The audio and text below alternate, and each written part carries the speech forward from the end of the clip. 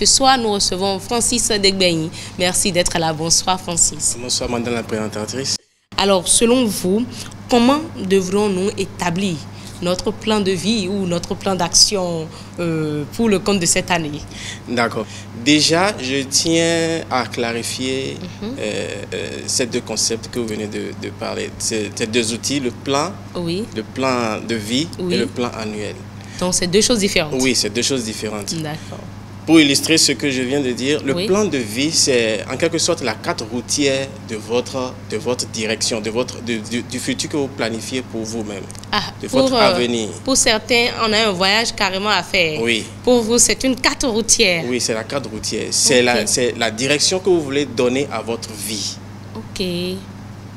Et le plan annuel n'est qu'une déclinaison, la feuille de route pour pouvoir façonner ce type de vie que vous voulez, pour pouvoir parvenir à ce type de vie que vous projetez sur vous-même. OK, alors nous allons beaucoup plus nous focaliser sur le plan annuel. OK. Parce qu'on veut parler de l'année 2024, comment aider les citoyens, les NTC à pouvoir atteindre leurs objectifs à la fin de l'année. Alors pour vous, experts, comment doit-on établir ce plan annuel? Voilà. Vous savez, que ce soit pour le plan de vie ou pour le plan annuel, il y a un travail d'introspection qu'il faudra faire. Parce que c'est un travail, vous devez prendre du temps pour pouvoir évaluer, pour pouvoir découvrir d'abord qui vous êtes. OK. Parce que si vous ne savez pas qui vous êtes, vous ne pouvez pas contribuer utilement. D'accord. Donc, vous allez définir un plan, mais à la fin de l'année, quand vous allez vouloir faire le bilan, vous sentez que vous avez fait plein de choses, mais vous n'êtes pas heureux, vous n'êtes pas satisfait, vous n'êtes pas épanoui. Donc, c'est tout comme si vous avez perdu du temps. Du temps.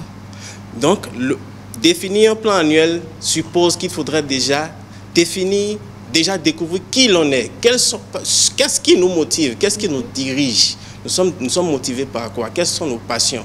Quelles sont nos valeurs fondamentales? OK.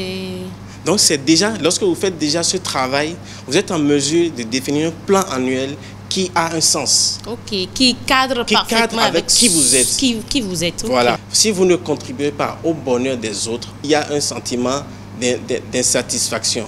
Vous sentez que vous n'avez pas été utile aux autres. Ah, donc non seulement il faut penser à soi-même, à ce que l'on veut, l'on désire, évidemment, mais penser également aux autres. Évidemment. Comment aider les autres. Voilà, comment contribuer utilement à la société.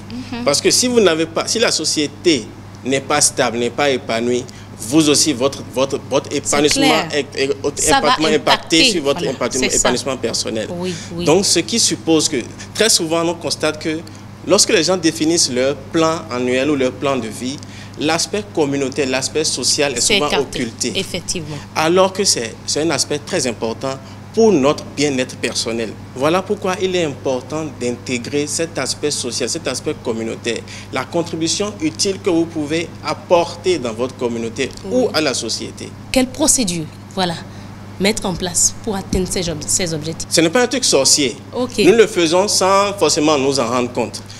Le travail principal qu'il faudra faire, c'est le travail de réflexion.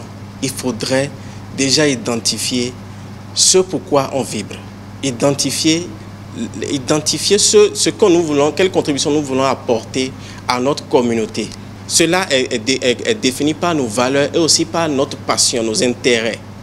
Donc, si je suis un sportif, je peux contribuer utilement en initiant des compétitions de quartier. En initiant des compétitions de quartier, je crée un brassage social où des joueurs, des passionnés du football, de cette passion que moi aussi j'ai, que je partage, se retrouvent et ils vivent, ils se font plaisir. Et à travers cette activité, on peut dénicher des talents. Oui, voilà, évidemment, qu'on peut aider. Donc, c'est une manière pratique de contribuer socialement. C'est ça. Si je suis aussi quelqu'un qui aime aider les personnes en situation difficile, je peux décider de m'engager dans une organisation en étant volontaire ou bénévole pour participer à des activités de collecte, de dons, d'assistance à des personnes en situation de handicap. Si je prends quelqu'un qui a cette passion-là pour la communication, cette personne-là peut, pour pouvoir contribuer utilement à la société, peut initier des campagnes de sensibilisation ou de motivation pour pouvoir inspirer des personnes qui sont en situation difficile. Donc, c'est déjà des manières pratiques pour pouvoir se rendre utile à la communauté. Et tout ça, il faut déjà les prévoir. Évidemment. Dans son plan annuel. Évidemment, il faut déjà le prévoir. Parce que ce n'est pas des choses qui se font de façon spontanée. Okay. C'est comme ça qu'on peut servir utilement sa communauté. On a ce problème-là, oui, de rester fidèle à ce qu'on a prévu en début d'année. Évidemment. Comment rester fidèle à ça? Il faudrait que les gens ne se stressent pas en se disant que bon, je n'ai pas pu atteindre ou je n'ai pas, le plan ne fonctionne pas comme je l'ai prévu, donc on se décourage. Non. Il faudrait que les gens intègrent déjà le fait que bien qu'on ait établi un plan, il se pourrait que ça ne se passe pas comme prévu. Et comment faire? Mais le plus important, c'est déjà d'avoir ce plan. Okay.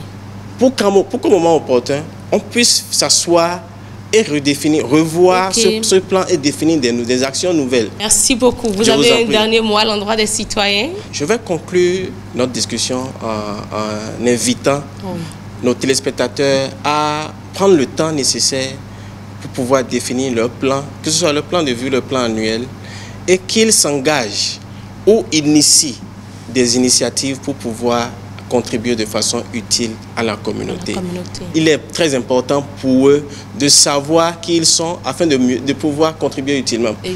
Donc je les invite à passer à l'action. Vous avez donc compris, mesdames et messieurs, très souvent en début d'année, on parle de planification de vie, de planification de l'année, comment faire pour ne pas échouer à la fin de l'année, comment faire pour un bilan positif. Et ici, nous vous proposons, au-delà de votre plan pour le développement, votre développement personnel, de prévoir un plan d'action citoyenne pour contribuer au développement de votre communauté. Et ce sera tout, mesdames et messieurs. Rejoignez-nous sur les réseaux sociaux, Facebook, Twitter, Mouvement NTC. Rejoignez-nous sur la chaîne YouTube.